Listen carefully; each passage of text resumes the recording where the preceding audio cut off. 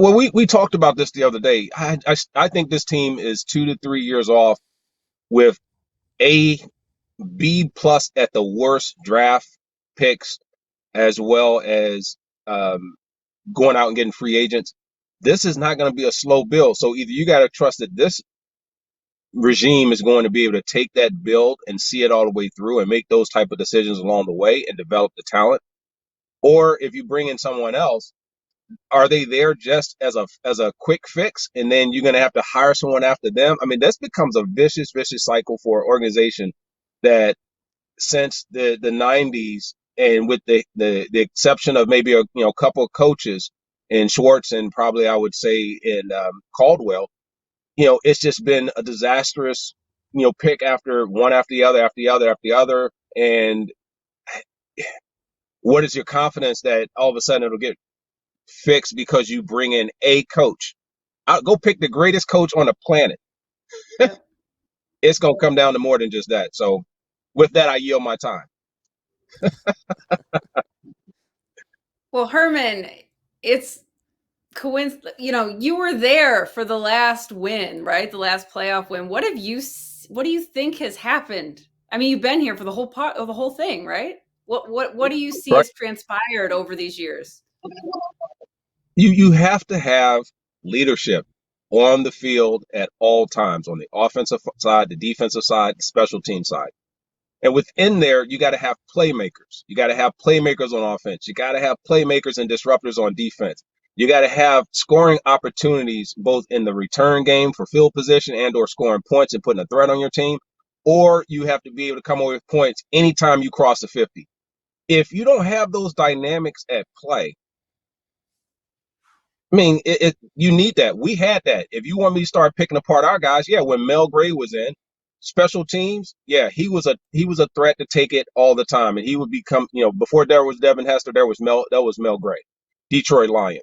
Then you look at the defensive side, man. We can start going through names of who's who and who were Pro Bowlers, who were All Pro, who were leaders, who if you had to pick one guy, you would have to share the love because you couldn't pick one guy to be the leader. You had so many on defense. From a Jerry Ball to a Chris Spillman to a Lomas Brown to man, I've had them all day long, and I didn't even mention a guy by the name of Barry Sanders, right? Then you go, that's offense, and then defense. Like I said, you got all those other players. It's just I don't know. I just think that offensively and defensively, we had it across the board, and then you had a coach that didn't fear, you know, us going out and putting your studs back out on the field. It doesn't matter. We were playing for field position. We were playing for certain things. We crumbled because we played too much in the beginning in terms of not winning games we should have won and doing what they're doing. But we at least had the talent to say we can correct the course. This isn't a team that can go on a 7-game win streak. It's just not. I mean, that's not. I'm not. This isn't a knock on them. We can't fool ourselves, and there's no need in trying to fool your team. You got to go. You got to claw your way back. But you ask me what that recipe is. Where do you want me to start? You go get the shopping cart. You call up DoorDash and Instacart and everybody because we're gonna have to fill it up. It's not some small pieces that are needed here.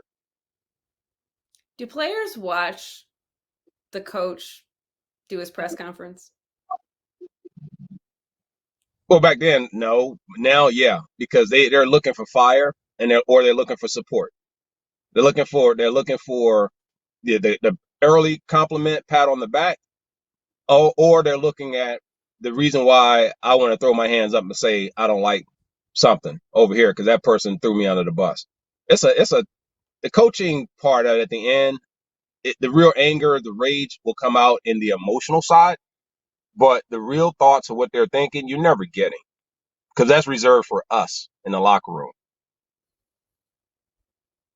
Yeah, no, I understand that. I think there's just some things that stick out to me in terms of, he's very big on saying, it's on me. It's on me, it's on me, it's on me, it's on me. And then saying, well, we didn't play as good as we should. This team, we've seen teams, start 1-4 and then go on a blah, blah, blah game winning streak. And then they're in the playoffs. Like, how do those sorts of statements, like, would you hear those? Would they resonate with you? Would they irk you? Or are you just going to I'm not even listening to it. It makes no difference. You know, as a professional, right? It says professional football player. If I'm starting with professional, that's the first thing I'm doing.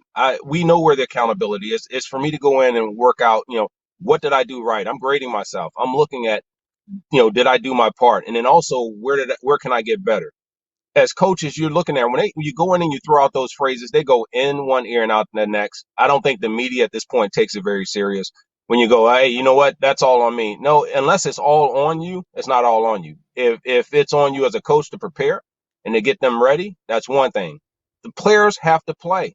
That means you're taking accountability for every play, every win, every loss. It doesn't. No, it doesn't work that way. So it's the reality of it is you just have to now we have to get away from the old school traditional way in which we handle press conferences and the way we talk.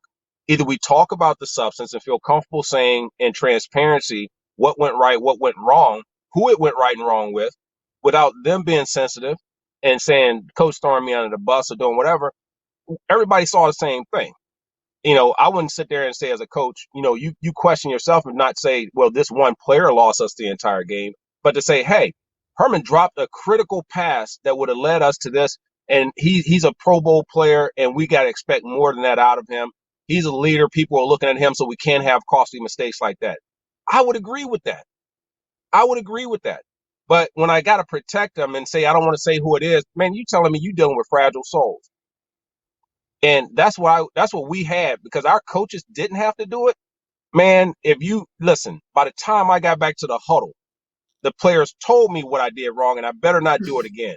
And they threw me out. They didn't wait, you know. And I don't know if anyone's doing that. Who's the one in the huddle going, come over here, or get out of the game if you're not going to be in the game and not worry about if we still going to be family, friend, and teammates. So don't get me started with this part of it because this is a part where I hate and I see them, coddling and oh, let me just make sure I don't want to protect this person. I don't want to say my quarterback made a really stupid read by staring down a guy that he knows that's like quarterback 101, especially yeah, he fumbled. He knows he's got to protect the ball. We're in scoring position.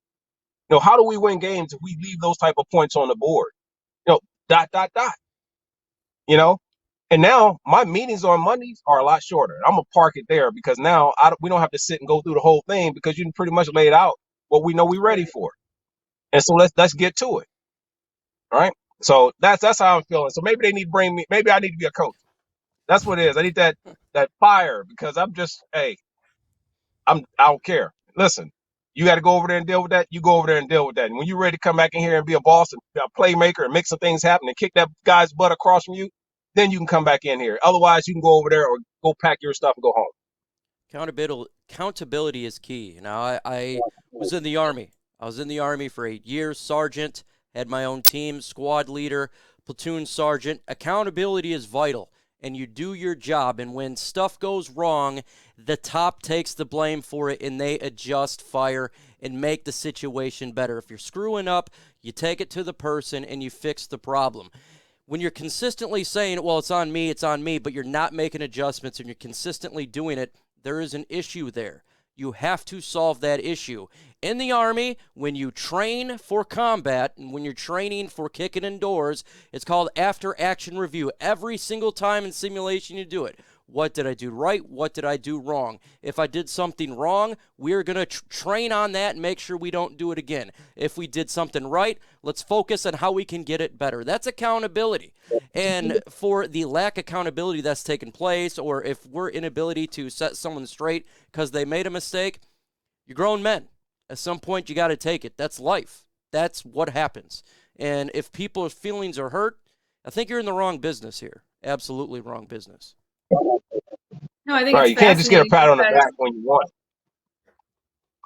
yeah, no, just what you were saying, Herman, I completely agree with you. And I think it's interesting because from a media standpoint, everybody knows that you're not saying anything.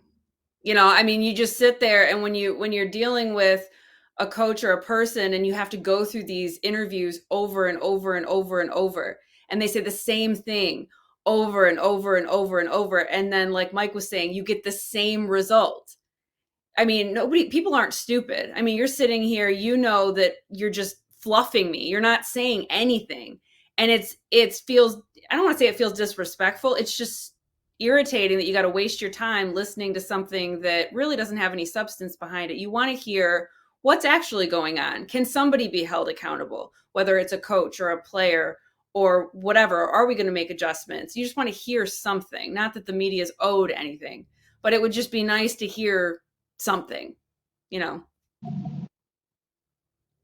Yeah, I agree with that. I'm surprised the media is not frustrated. Just say, listen, if we're going to do this and we're going to have this type of dialogue, then perhaps I don't need you to regurgitate to me. And this isn't me being a smart butt or anything like that, because we want to keep this clean or anything like that. What I'm saying is, all right, let's change the tone here, because we know, the people know, we see every interview that you could possibly have.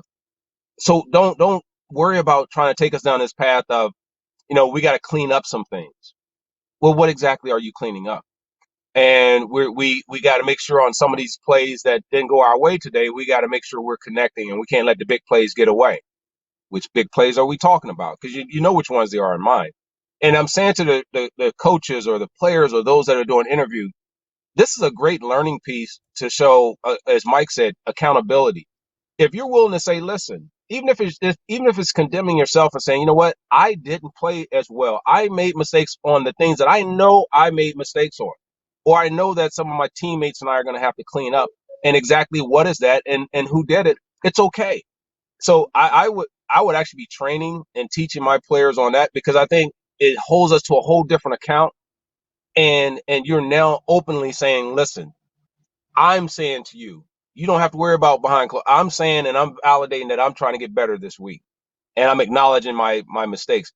That would be just such a great thing. And I wish, if there was me in my playing career, and trust me, I made plenty of mistakes, just like every other player, to be able to sit there and acknowledge and own those in a space that now I think makes you the champion that you can be. I would just like to see that whole culture change. Everything from recycling the coaches to figuring out these stereotypical positions that everybody's got to have. And then when you got certain players, just how you go about that whole process and the type of team you build. I mean, let's shake it up, man. Let's do something different. Perfect.